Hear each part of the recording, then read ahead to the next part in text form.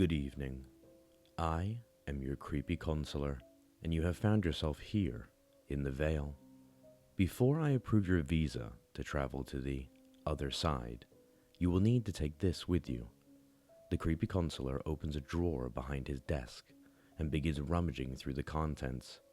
You can tell by the sound that whatever is in the drawer, they are metallic. Ah, here it is. Take this with you tonight. The creepy counselor hands you a set of car keys. But before you go, please remember my advice. If you ever feel uneasy, or if they notice you at any point, run, and I will open the veil for you again. Dad was drunk again.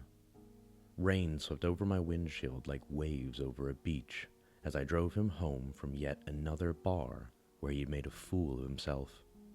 He wasn't the drunken brawler type, no. He was a crier. He'd sit at the bar with his head on the table and just start sobbing, wailing, bringing down the whole mood of the place. Even now, he shifted between crying and sniffling while staring out the passenger window, and half-conscious states where he couldn't muster the mental coherence to even register such complex emotions. At one point, he even leaned over the center console and tried to hug me, almost making me jerk the steering wheel. "Dad, no, Christ, I'm trying to drive here," I snapped at him. "Keep on your half of the car, or I'm pulling over."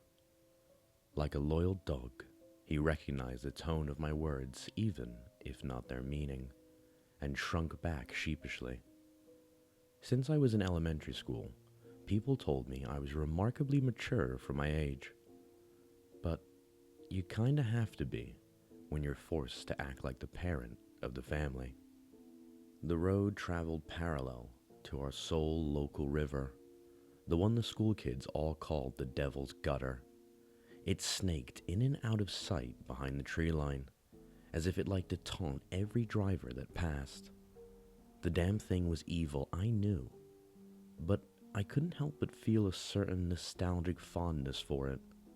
It was the only thing offering any sense of danger and mystique to what would have otherwise been the least interesting small town in the country. From a glance, it seemed mild, shallow, and narrow enough to make it across with a leap.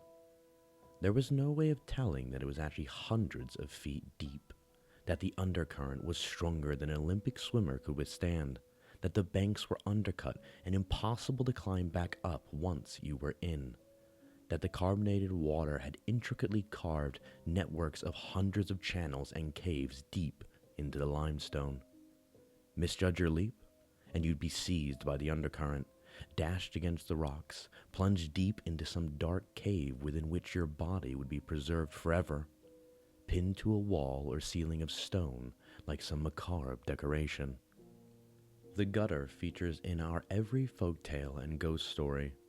When I was a kid, we liked to tell the tale of old Bart O'Neill, a 19th century prospector whose cat was apparently very popular with the neighborhood toms.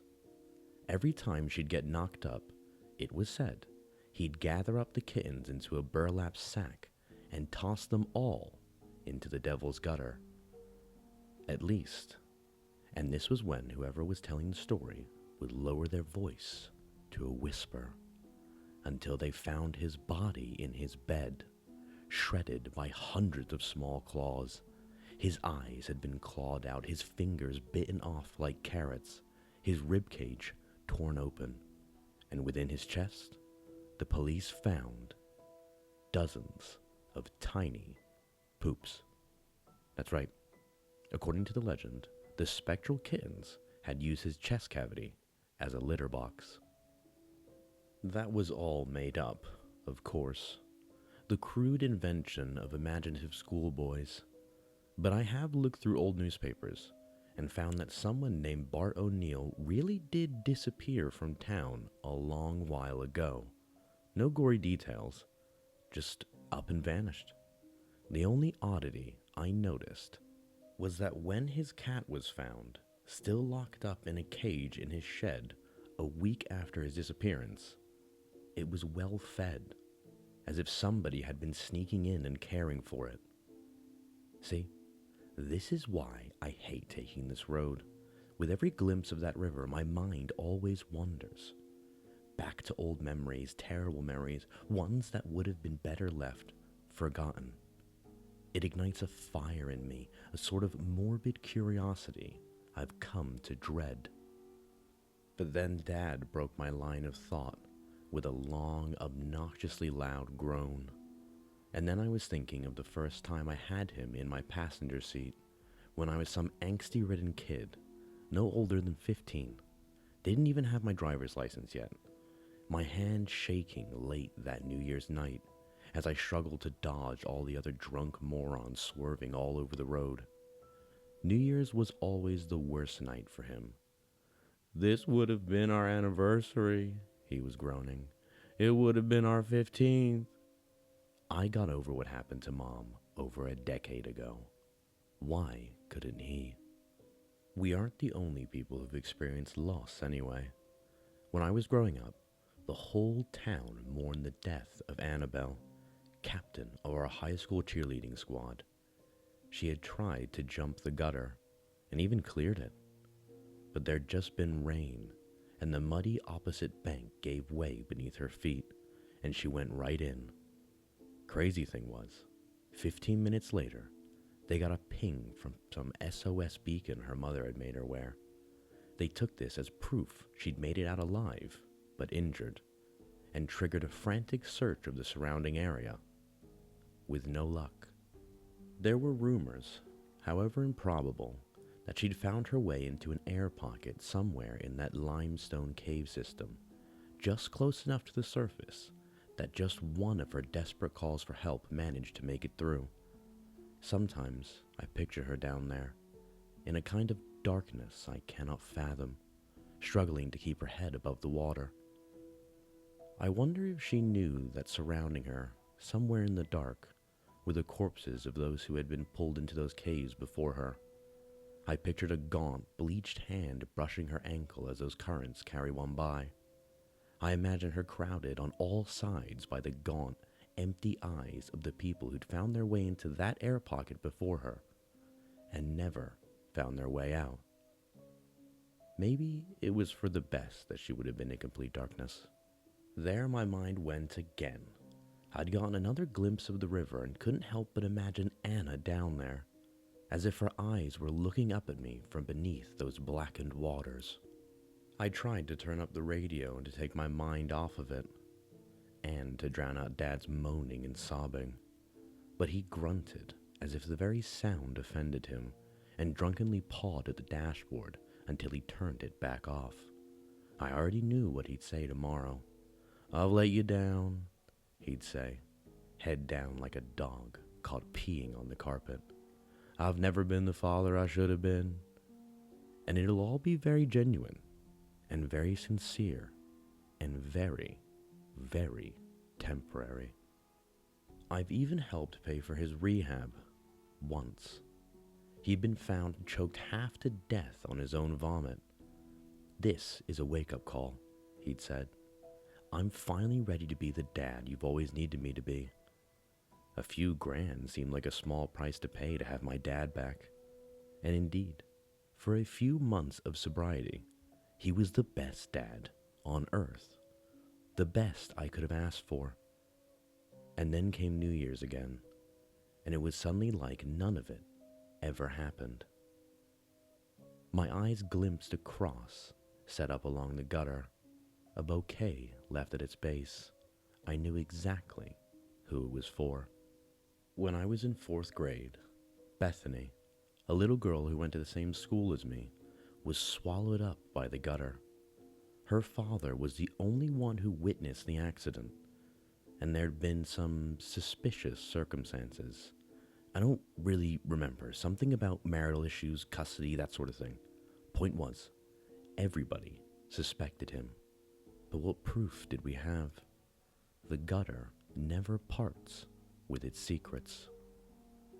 3 years or so later, her dad just up and vanished too. Nobody thought much of it at first. Everybody assumed he got tired of the side eyes and just skipped town. But then, months after everybody else has forgotten the whole business, someone started sending around a voicemail he'd apparently sent out at 3 in the morning the night he disappeared. It had apparently been sent to some random coworker from his contact list. An accident, clearly. The first minute or two just consisted of the sort of rustling you'd expect from a pocket dial, so they hadn't thought much of it. It hadn't been until their curiosity drove them to investigate deeper that they realized they could hear the dad's heavy, labored breathing and the sounds of twigs and leaves crackling beneath his feet as if he were wandering through the middle of the woods. Moreover, off in the distance, they could hear another voice, the faint voice of a little girl, bubbly and giggling like they were playing a game. "Daddy?" the voice kept crying out into the night. "Daddy, where are you?"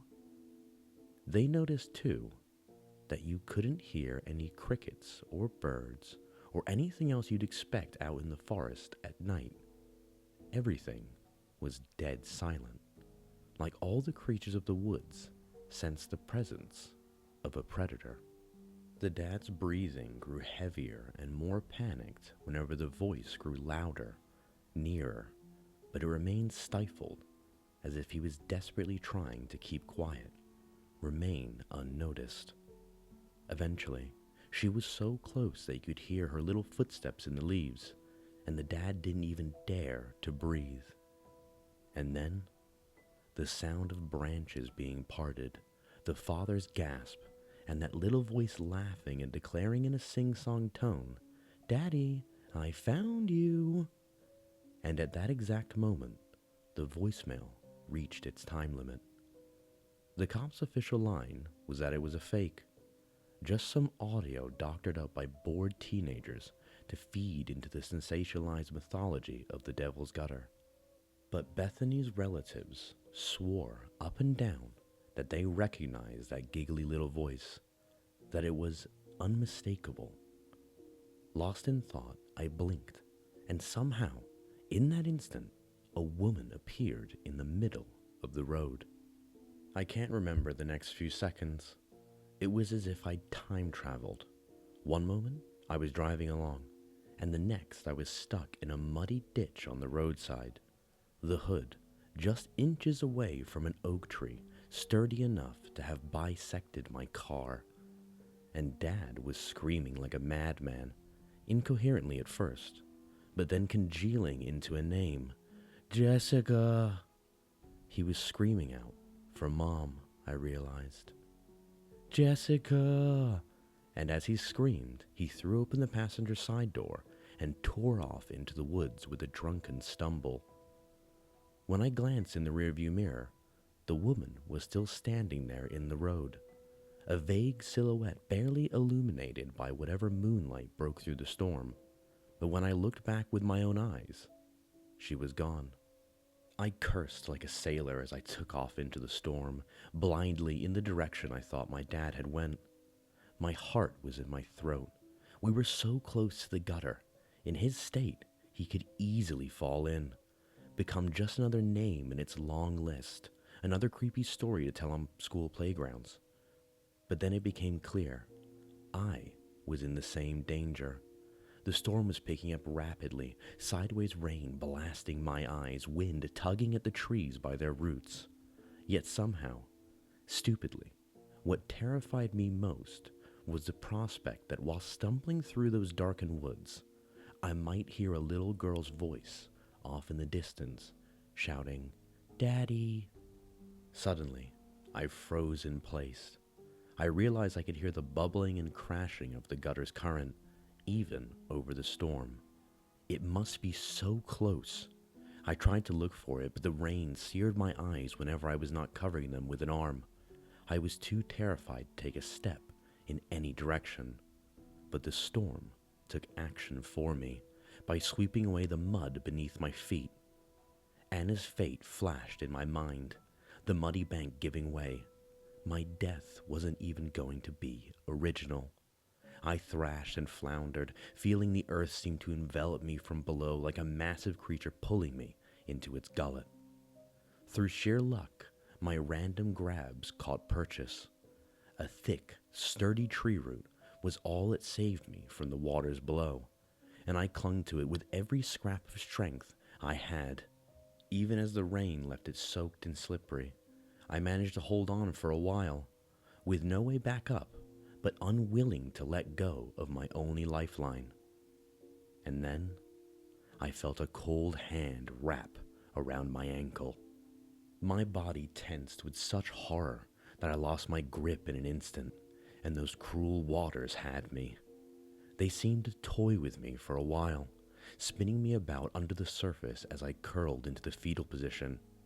The shock of the frigid cold caused me to suck down a breath instinctively, filling my lungs with water.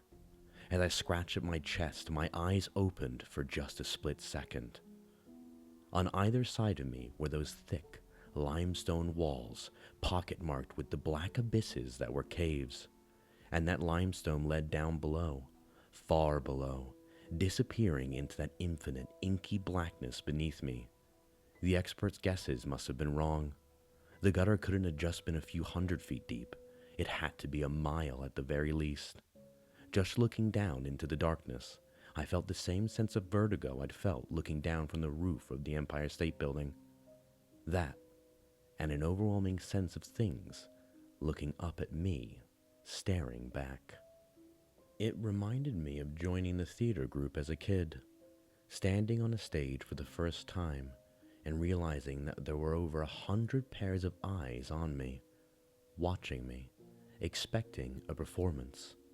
Except this time, I knew they were here to watch me die, watch me become one of them, sink down far below the surface and join them in all that darkness, never to see sunlight again, except vaguely through the surface of the water, miles above my new home.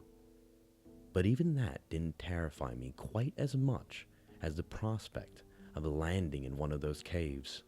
Even as the undercurrent bashed me savagely against rocks and my lungs cried for air, my only focus was avoiding them.